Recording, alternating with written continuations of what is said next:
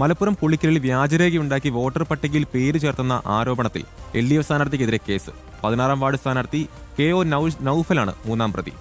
SSLC ബുക്കിലെ ജനനതീയതിയിലാണ് കൃത്രിമം കാട്ടിയത്. 19/2/2007 എന്ന ജനനതീയതി 19/2/2006 എന്നാക്കി തിരുത്തി വോട്ടർ പട്ടികയിൽ പേര് ചേർത്തു.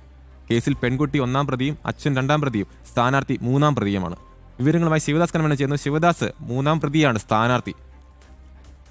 വിവരങ്ങൾ.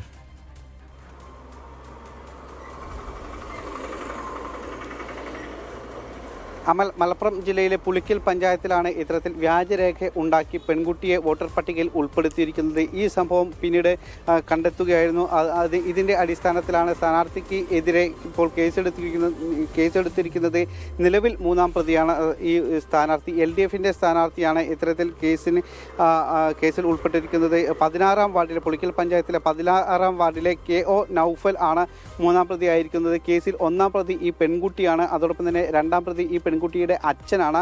3-ാം പ്രതിയാണ് ഈ സ്ഥാനാർത്ഥി. അതായത് പെൺകുട്ടിക്ക് നിലവിൽ പ്രായപൂർത്തിയായിട്ടില്ല. അതായത് ഈ വോട്ടവകാശത്തിനുള്ള സമയം ആയിട്ടില്ല. അപ്പോൾ 2006-ലെ 19/2/2007 എന്ന ജനന തീയതി അത് 19/2/2006 എന്ന് തിരുത്തിയാണ് വോട്ടർ പട്ടികയിൽ പേര് ചേർത്തിരിക്കുന്നത്.